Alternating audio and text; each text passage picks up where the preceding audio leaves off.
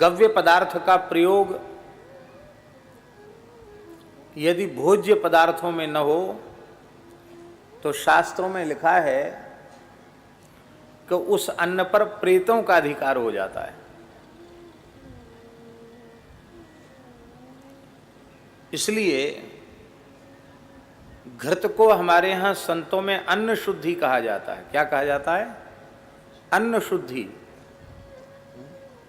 बिना घृत के स्पर्श के अन्न शुद्ध ही नहीं होता है। 24 घंटे में कोई न कोई गव्य पदार्थ हमारे पेट में जाना ही चाहिए। प्रातःकाल उठते ही सबसे पहले गोमूत्रार्क पान करे तो भी कम से कम एक बार तो गव्य पदार्थ भीतर चला गया। अमृतर्क ले ले तो गोमय भी चला गया। पंचगव्य ले ले तब क्या कहना। और प्रत्यक्ष आहार में भी गव्य पदार्थ में लेने चाहिए। हमने विज्ञ महानुभावों से सुना है, जिन्हें चिकित्सा शास्त्र का विशेष ज्ञान है, कि प्रातःकाल प्रातराश में बाल भोग में यदि गाय का ताजा दही उपलब्ध हो तो बाल भोग के लिए सबसे श्रेष्ठ है।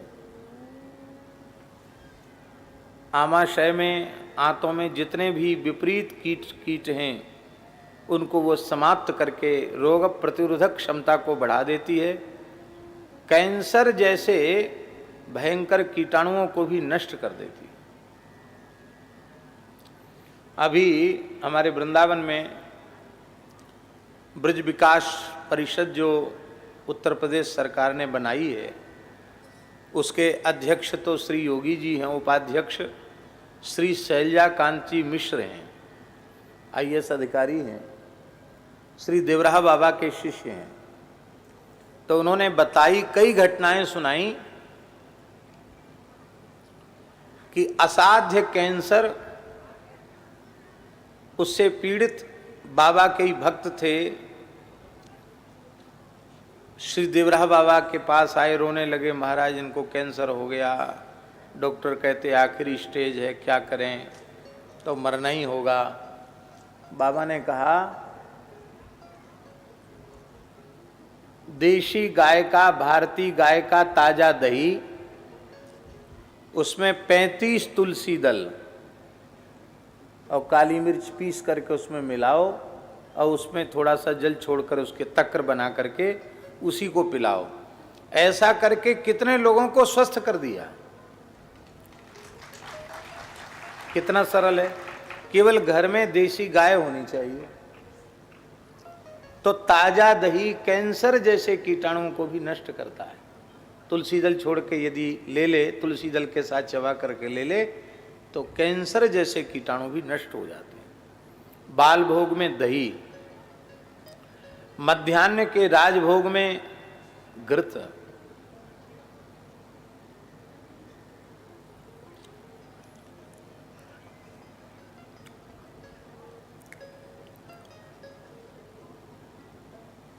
याम मध्ये न भोक्तव्यम याम युग्मम न लंघयेत। भोजन के संबंध में आयुर्वेद में लिखा है, एक याम के बीच में कुछ भी खाना पीना नहीं चाहिए। याम मध्ये न भोक्तव्यम, 3 घंटे का एक याम होता है और उस याम की गणना सूर्योदय से होती है। सूर्योदय के 3 घंटे तक कुछ मत खाओ।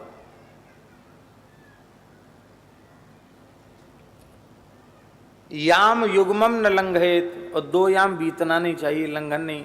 तो 1 याम बीत जाए, उसके बाद फिर दही ले लो बाल भोग के रूप में।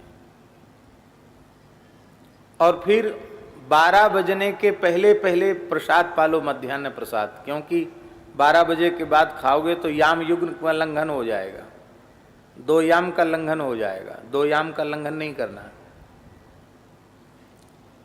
तो 11 बजे के करीब, 11:30 बजे के करीब आप प्रसाद पा लें। प्रसाद में गाय का घी अनिवार्य रूप से लेना चाहिए मध्याह्न के प्रसाद में। जूठे में गाय का घी परोसना और खाना ये स्मृतिकारों ने अत्यंत निषिद्ध माना है, बहुत बड़ा पाप बताया है। अब गो नवरात्रि है, उससे उस शब्द का हम उच्चारण नहीं करना चाहते हैं। मांस में भी अत्यंत जिसको हम पवित्र मानते हैं उसका मांस उसके तुल्य हो जाता है। इसका मतलब है अति निषिद्ध है जूठे में घी परोसना।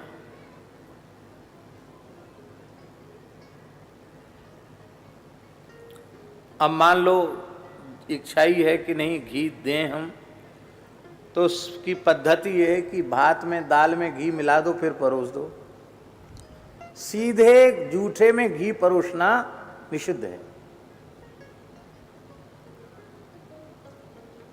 द्विजाति के भोजन की थाली में यदि आ जाए इस प्रकार का, तत्काल उसे भोजन छोड़ देना चाहिए, नहीं करना चाहिए भोजन।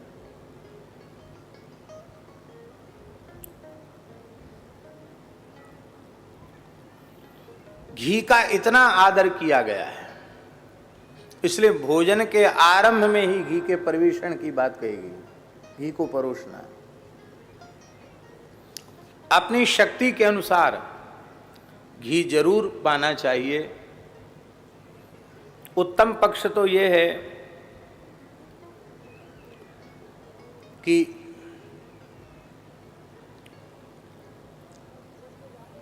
कम से कम 5 तोला घी राजभोग के समय हमारे उदर में जाना चाहिए। कितना? 5 तोला घी। कितने का होता है 1 तोला? माने 10 ग्राम मान लो। चल महाराज जी कह रहे 12 ग्राम का तोला होता, तो 12 पंचे 60, 60 ग्राम घी पेट में जाना चाहिए।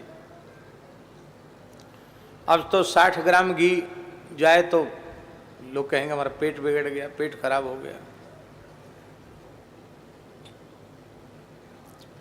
घी बहुत आवश्यक है। जितने भी रसायन हैं उन समस्त रसायनों में सबसे उत्कृष्ट रसायन है घृत। घी से श्रेष्ठ कोई रसायन नहीं है।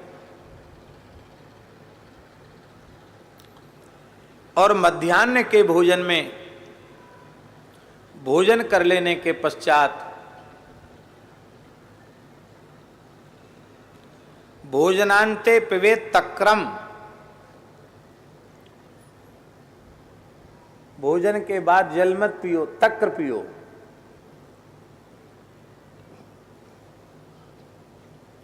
एक बात और कह दें, दही में अथवा छाछ में नमक मिला देने से उसका स्वाभाविक जो गुण धर्म है वो नष्ट हो जाता है। इसलिए शक्कर की बीमारी न हो तो बूरा भले ही देसी खांड भले ही मिला ले, स्वाद का ज़्यादा आग्रह हो तो, अन्यथा दही अथवा छाछ उसको सीधे ही लेना चाहिए, वो अधिक गुणकारी। और फिर रात्रि के भोजन में भी वही याम युग्मम न लंघयेत, याम मध्य न भुक्तव्यम, याम युग्मम न लंघयेत। और उसमें भी भोजन कर लेने के 1 घंटे पश्चात दूध पीना और दूध पीने के 1 घंटे बाद शयन करना। ये गव्य पदार्थों के सेवन की शास्त्रीय विधि है। प्रतिदिन सत्संग एवं दर्शन के लिए श्री महाराज जी के ऑफिशियल चैनल को जरूर सब्सक्राइब करें।